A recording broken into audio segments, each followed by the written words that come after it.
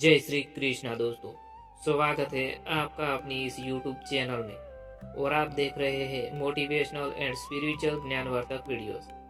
दोस्तों, आज के इस नए वीडियो में हम आपको श्रीमद् भगवद गीता के 15वें अध्याय का संपूर्ण सार और अर्थ समझाने वाले हैं, जिसे अच्छे से सुनना और समझना। और वीडियो अच्छा लगे तो अपने दोस्तों के साथ शेयर करना। श्री कृष्ण कहते हैं, यह संसार एक विशाल वृक्ष के समान है, जिसकी जड़ें परमात्मा में और शाखाएं कर्मों में फैली है। पर क्या हम इस वृक्ष के जाल से मुक्त हो सकते हैं? भगवान श्री कृष्ण कहते हैं, जो मुझे परम पुरुषोत्तम परमेश्वर के रूप में जान लेता है, वही जन्म मरण के चक्र से मुक्त हो जाता है। क्या आप इस गूढ़ रहस्यों को जानना चाहते हैं?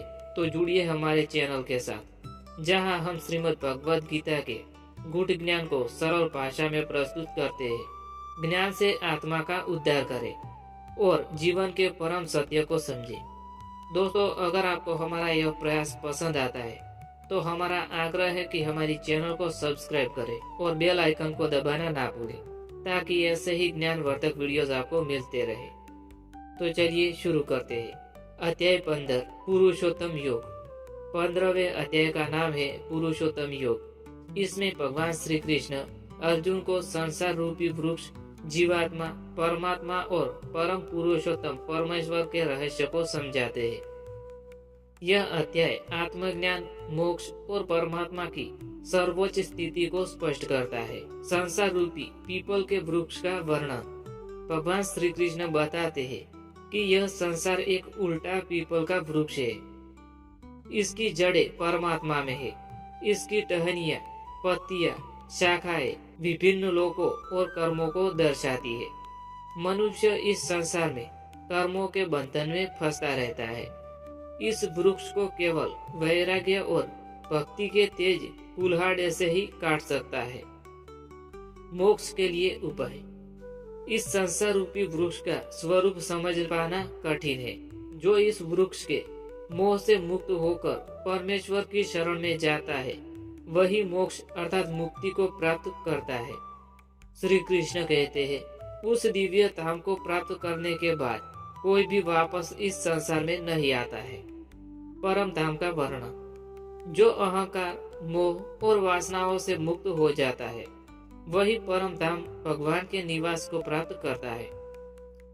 वहाँ सूर्य, चंद्रमा या अग्नि की रोशनी की आवश्यकता नहीं होती है, क्योंकि वह स्थान स्वयं प्रकाशमान है।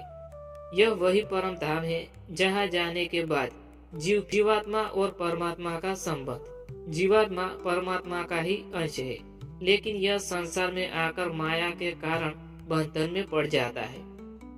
जीवात्मा मन, बुद्धि और इंद्रियों द्वारा कर्म करता है।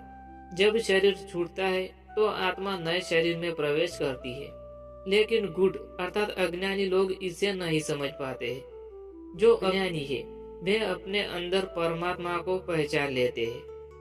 भगवान की सर्वव्यापकता। भगवान श्री कृष्ण बताते हैं कि सूर्य, चंद्रमा और अग्नि की रोशनी मेरी ही देन है। पृथ्वी को जीवन देने वाली शक्ति मुझसे ही आती है। मैं ही जीवों का पाचन करता हूँ। मैं ही सभी प्राणियों के हृदय में स्थित हूँ और स्मृति, ज्ञान व विस्मृति देता हूँ। मैं ही वेदों का ज्ञाता और वेदांत का करता हूँ। भगवान इस संसार के कण कण में व्याप्त है। 3 प्रकार के पुरुष अर्थात जीव, ईश्वर और परम पुरुषोत्तम। क्षर पुरुष अर्थात नाशवान जीव। यह संसार के सभी प्राणी है जो जन्म मरण के चक्र में फंसते हैं। अक्षर पुरुष अविनाशी आत्मा है। यह आत्मा है जो शरीर छोड़ने के बाद भी नष्ट नहीं होती है। पुरुषोत्तम परमात्मा अर्थात भगवान कृष्ण स्वयं, जो इन दोनों से परे है, वे सबके स्वामी है। जो पुरुषोत्तम परमेश्वर अर्थात भगवान श्री कृष्ण को जान लेता है, वह मोक्ष प्राप्त कर लेता है। निष्कर्ष, परम सत्य की प्राप्ति। जो पुरुष भक्ति द्वारा भगवान श्री कृष्ण को पुरुषोत्तम परमेश्वर के रूप में जान लेता है, वह सब कुछ जान चुका होता है। यह गूढ़ ज्ञान वेदों का सार है, और जो इसे समझ लेता है, वह भगवान की कृपा से मोक्ष प्राप्त कर लेता है। दोस्तों, इस अध्याय का मुख्य संदेश यह है कि यह संसार एक अस्थायी वृक्ष की तरह है जिसे केवल भक्ति द्वारा काटा जा सकता है। भगवान श्री कृष्ण ही सबके मूल है और जो उन्हें पहचान लेता है वही जीवन मरण के चक्र से मुक्त हो जाता है।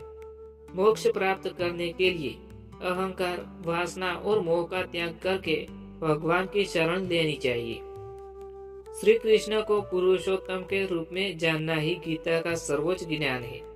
जय श्री कृष्णा, जय महाकाली, जय सती माँ। दोस्तों, अगर आपको हमारा यह वीडियो पसंद आया हो तो हमारा आग्रह है कि वीडियो को लाइक करें, शेयर करें और चैनल को सब्सक्राइब करना ना भूलें। Thanks for watching videos. Thank you.